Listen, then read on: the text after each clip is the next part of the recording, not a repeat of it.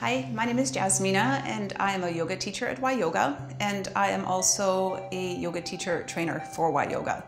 And this short video segment is all about our favorite pose, one that we do so many times, low push-up or Chaturanga in Sanskrit. And a lot of possibility for injury exists in that shape through repetitive motion and through alignment that's not necessarily ideal. I will talk you through the alignment points and just know that it takes practice. A really good place to practice at home is in front of a mirror, or if you feel confident enough to take a video of yourself with your phone, do that, and then you can look at your alignment. Oftentimes the brain is not necessarily connecting yet to the alignment of your body or of my body, and what I think is happening may not be what is actually happening. Simply do your best and just be mindful of your wrists and your shoulders and your lower back. A couple of alignment points before I show you the shape is to work the strength of muscles in your rib cage. And I'll show you just from the front, and then I'll give you a view from the back, and I will talk through it, and you can just watch my shoulder blades move on my back body. Ultimately here from the side, what we're wanting to achieve is to keep our upper arm bones drawn in without tucking them under, which is a cheat. Which sometimes can feel super fun, but it's not ideal. And you want your lower arm to be, when you're in position, to actually be vertical to the floor. And that'll make sense to you in a moment. We're looking to achieve a 90-degree angle, but we're not like striving for it, because what is really important in your practice is to really accept what you can do today. Know that it'll be different tomorrow, and things you can do today, maybe you can't do tomorrow, and things you can't do today, maybe they come to you tomorrow. So be patient with yourself. So having this 90-degree angle, you will use your hands, the knuckles of your hands, and in particular, your index finger knuckle, to keep that pressing down is super important. So I'll show you from the back what I would want you to find when you're actually moving through this particular posture. And just pay really careful attention here, and I use my hands first to really find it. And you may hear this cue in a lot of the videos that you're doing online, is to take your lower back ribs and to press them a little more towards the wall behind you. So I take my lower back ribs and I press them into my hands. So there's a fullness, there's a doming here in my mid-back.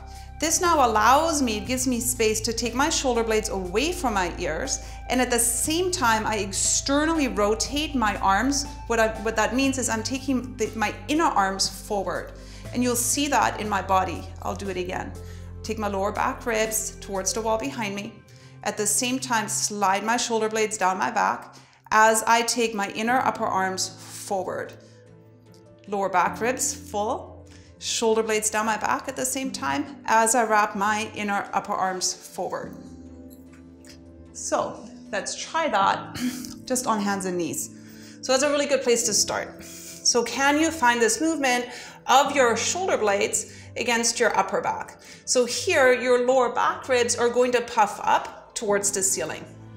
Do you see that? So I'll let it go. And this is kind of like what we would call like you not really using your core. So your lower back ribs puff up. At the same time, I let my shoulder blades come down my back, and I take my inner upper arms and I wrap them forward. We call that externally rotating the upper arm at the shoulder. You don't need to remember that, just is something that you get to practice. So lower back ribs towards the ceiling as you melt your shoulder blades down your back, and as you take your inner upper arms towards the top of your mat. So that's really good practice. You don't even have to do Chaturanga right away or low push-up. It's just work those actions for a few days or a few weeks or for forever. When you feel like you're ready to put this into practice, if you have yoga blocks, that's really sweet. Or if you have books that are the same size, that's helpful. If you purchased an entire collection of encyclopedias, this is what you can use them for. And if you're too young to know what I'm talking about, that's all right. You'll take your blocks, and I place one the long way around because my pelvis is going to rest on it. My other block, I will face the skinny end forward, and it's going to actually end up more in my kind of in the middle of my chest, to be honest. So when I do this, I'm not going to talk, and you can just watch. So your hands are planted shoulder distance apart. Center of your wrist in line with your outer shoulder.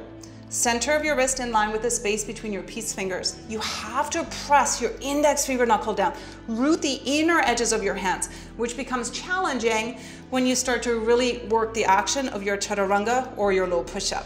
I might have to actually refine the blocks a little bit. You'll do the same thing at home, no big deal.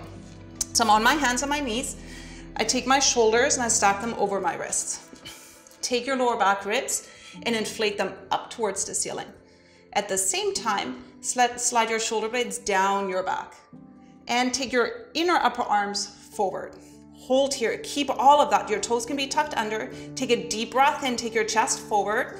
Your knees might need to come back a little bit more, and with your exhale, lower down and the blocks will catch you. The shoulder wants to drop to the floor because it's easier.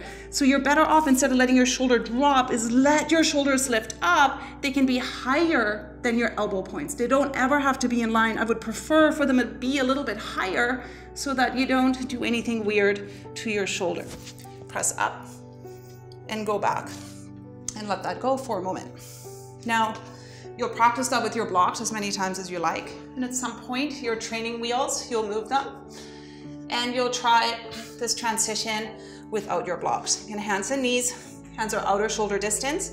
Eye gaze forward. So one of the things is the head wants to drop and look back. Look forward towards the top of your yoga mat. That's also helpful. Lower back ribs, puff them up. Melt your shoulder blades down your back. At the same time, wrap your inner upper arms forward. Take a deep breath in, come forward slightly. And with your exhale, lower. That's it. Press back up. And you can do that a few times. Work the action, lower front ribs up as you melt your shoulder blades. Take your inner upper arms forward, deep breath in, shoulders forward, exhale halfway, and right back up. And that's it. And play with that. I find that one of the challenges for anyone that's newer to yoga is the challenge of taking modifications. Use your knees. One of my favorite quotes, suffering is optional. So do your best. Plant all of that beautiful intelligence into your physical body and apply it in your practice. My name is Jasmina. I'm a yoga teacher at YYOGA. Thanks for watching.